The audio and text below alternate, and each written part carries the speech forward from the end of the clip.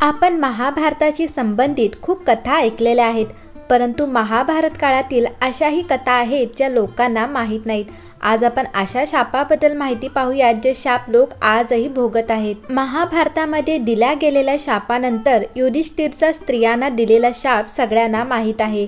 महाभारतामध्ये सांगितलेल्या कथेनुसार जेव्हा कुरुक्षेत्रावर युद्धाच्या वेळी अर्जुनाने महारथी कर्णाचा वध केला, तेव्हा पांडवांची माता कुंती कर्णाजवळ बसून दुःख करत होती।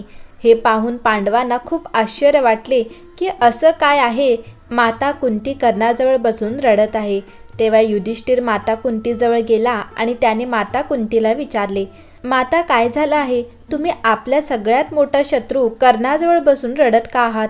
तेव्हा कुंतीने सांगितले, तुम्ही ज्याला तुमच्या सगळ्यात मोठा शत्रू समजत होता, खरं तर तो तुमचा सगळ्यात मोठा भाऊ आहे, कर्ण आहे। कर्ण राधेय नाही तर कुंतेय होता। कुंतीच्या तोंडून असे शब्द ऐकून पाचही पांडव दुःखी झाले। मग काही वेळ थांबून युधिष्ठिर माता कुंतीला म्हणाले, ही गोष्ट तुम्हाला आधीपासून माहीत असेल की अंगराज कर्ण माझा मोठा भाऊ आहे, मग तुम्ही ही गोष्ट आम्हाला का सांगितली नाही? इतके दिवस ही गोष्ट लपवून का ठेवली? तुमच्या या मौनाने आम्हाला आमच्याच भावाचा हत्यारा बनवलं। त्यामुळे मी आज या कुरुक्षेत्रावर सगळ्या दिशा, आकाश आणि पृथ्वीला साक्षी मानून सगळ्या स्त्री जातीला हा शाप देतो की आज नंतर कोणतीही स्त्री कोणतेही रहस्य लपवून ठेवू शकणार नाही। अशाच एका कथेनुसार 36 वर्ष हस्तिनापुरावर राज्य केल्यानंतर जेव्हा पाचही पांडव द्रौपदी सहित स्वर्ग लोकाकडे निघाले, तेव्हा त्यांनी त्यांचे राज्य अभिमन्यूचा मुलगा परीक्षिताच्या हातांमध्ये सोपवलं। असं मानलं जातं की राजा परीक्षिताच्या शासनकाळामध्ये हस्तिनापुराची सगळी प्रजा युधिष्ठिराच्या शासनकाळाप्रमाणे सुखी होती। पण असं म्हणतात ना, घडणाऱ्या गोष्टींना कोण टाळू शकतं?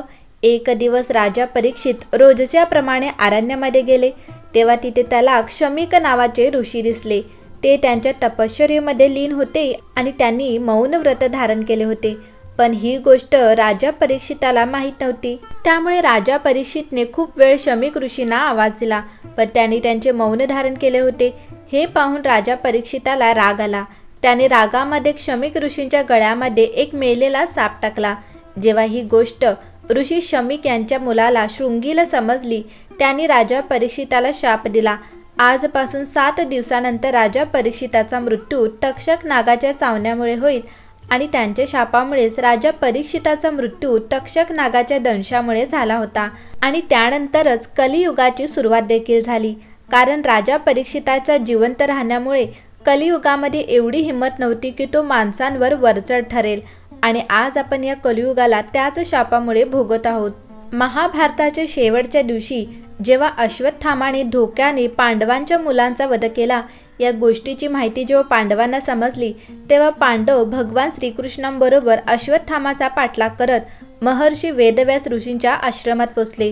तेव्हा पांडवांना समोर पाहून अश्वत्थामाने अर्जुनावर ब्रह्मास्त्र सोडले।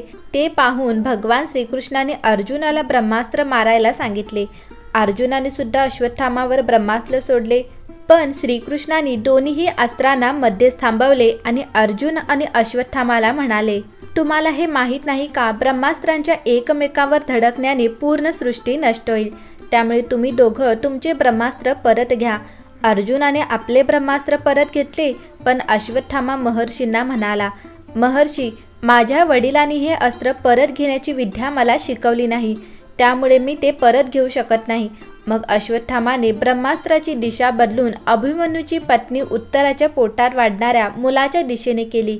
हे पाहून भगवान श्रीकृष्णाने अश्वत्थामाला शाप दिला की तू 3000 वर्ष या पृथ्वीवर भटकत राहशील आणि कोणत्याही जागी कोणाबरोबरही तुझं बोलणं होणार नाही।